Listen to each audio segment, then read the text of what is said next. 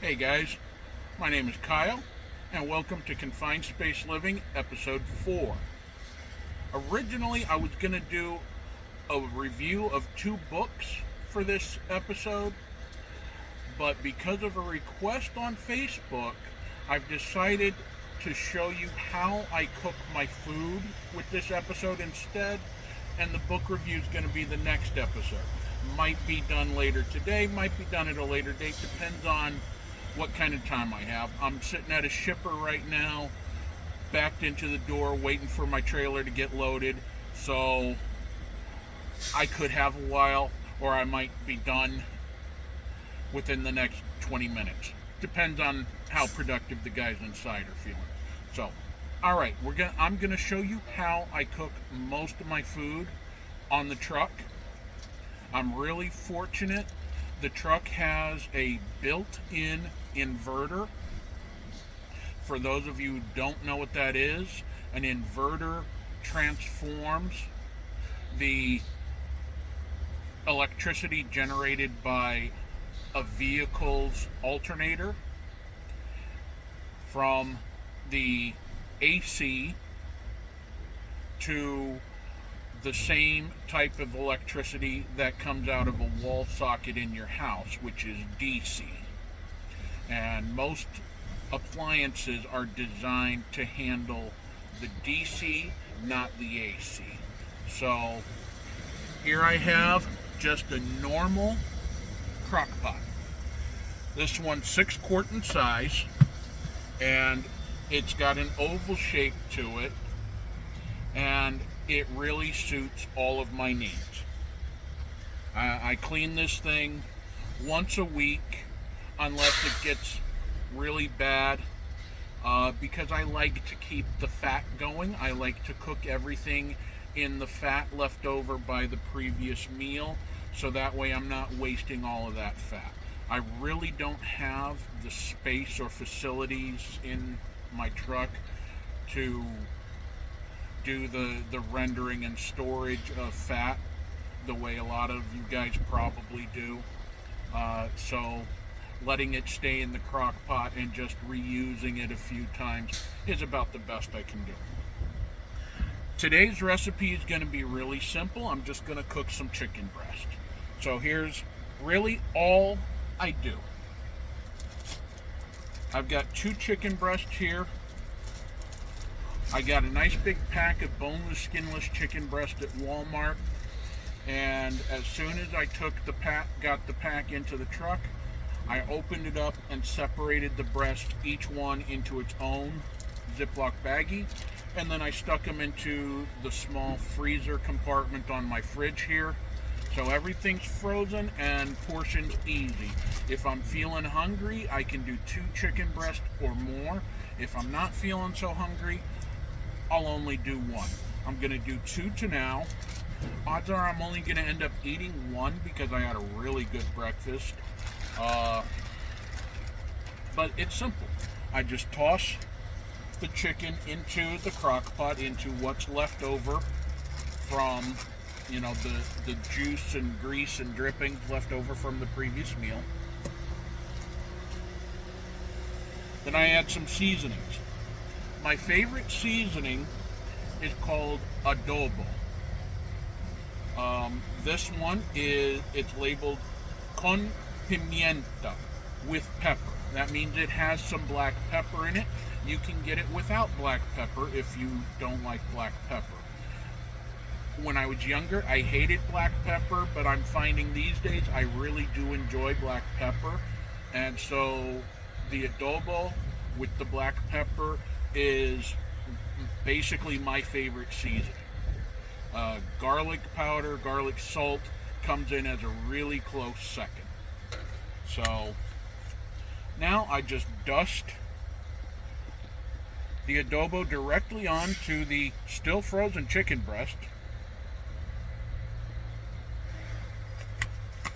And I don't bother measuring. I don't worry about measuring. This is a 0 calorie. It has 0 fat, 0 carbohydrates, 0 protein. It's a non-nutritive flavor additive. I consider it carnivore compliant because it has no carbohydrates, it has no sugar. Um, Now, all I have left in the bottom of the crock pot here is just a very thin layer of grease from what I cooked yesterday, which I cooked in the grease of what came before, and so the grease gets used up a little bit with each time. So I'm going to add some water. Nothing special, just plain filtered water. I prefer to use a 5-gallon jug with a manual pump on it that I can take into most Walmarts and get refilled for the current price is 39 cents a gallon. But however you get your water, whatever kind of water you like, it doesn't matter, it's water. So I'm going to pour a little water in here.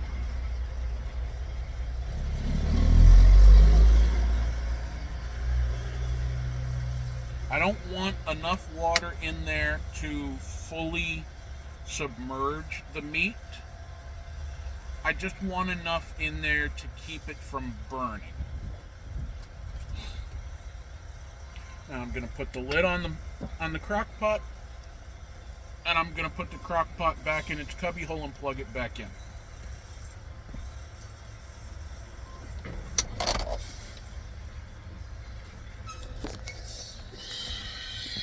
Just so you can see what the little cubby hole cabinet I'm talking about is. There it is without the crock pot in it.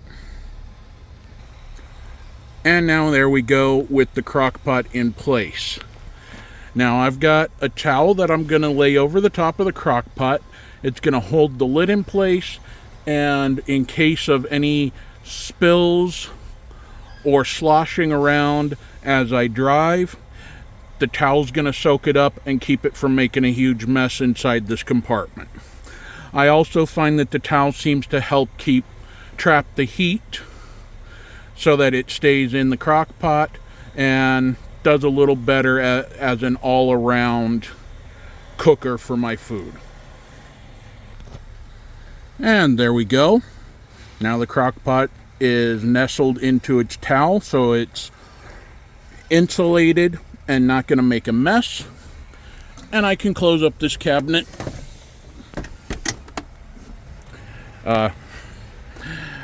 The door to this cabinet is actually a small TV, which the company I drive for has graciously attached to some sort of antenna. So I could watch TV if I wanted to. I just don't want to. I almost never watch TV anymore, and that's why this TV is covered in a cloth, because I don't want to get fingerprints on its screen as I'm opening and closing it. It's just a cabinet door as far as I'm concerned. So that's it. The crock pot is turned on, it's plugged in, it's ready to go, but I have the inverter turned off. Now, where I'm going from this shipper, my receiver that I'm heading to, is about 6.5, 7 hours away from here. So when I get ready to drive, I'll turn on the inverter, and that'll turn on the crock pot. By the time I get where I'm going, dinner will be done. And it's that simple. It's a slow cooker. As long as I make sure to put enough water in the crock pot before I get started, my food doesn't burn, and I don't have to worry about things being undercooked. So I can easily cook anything I want. Beef, chicken, pork, fish. One of my favorite dishes is to do a pork roast. I love what the Hispanic community calls pernil. I really hope I pronounced that correctly, because I'm never sure if I'm pronouncing that word correctly. But it's a Spanish-style pork roast, and it is phenomenal. Now, the way they do it, they cook it in the oven, and the layer of fat and skin that covers a pork shoulder roast. Gets nice and crispy. It tastes like bacon. They call it chicharron. That is amazing. I love it. I will fight you over the chicharron. In the slow cooker, it does not get nice and crispy, but it still tastes amazing. But that's it. It's really not that difficult to cook and feed yourself well while living in a truck if you plan your meals and menus out in advance. Think about what you want to eat. Think about what it's going to take to cook it. Think about all of those kinds of things in advance. Make yourself prepared, and you can have good food every day without a lot of hassle. As you can see now, I've got my dinner ready to go.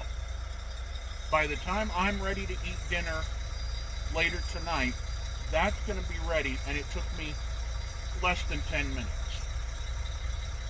I put 2 chicken breasts in there. If I eat them both tonight, great. If not, that means I have a chicken breast already cooked for tomorrow's dinner and had to spend no time cooking it tomorrow. I'll just set the crock pot to warm, and it'll warm it up and be amazing. Alright guys, thank you. Like, share, subscribe, interact with me on Facebook. I'll see you guys next time.